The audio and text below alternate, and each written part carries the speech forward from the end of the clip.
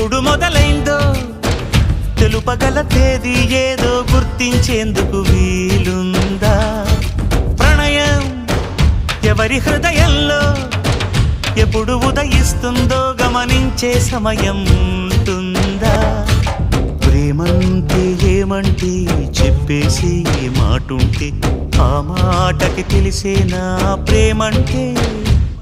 అది చరితలు సైతం చదవని వైనం, కవితలు సైతం పలకని భావం, సరిగమలెరుగని మధురిమ ప్రేమంటే.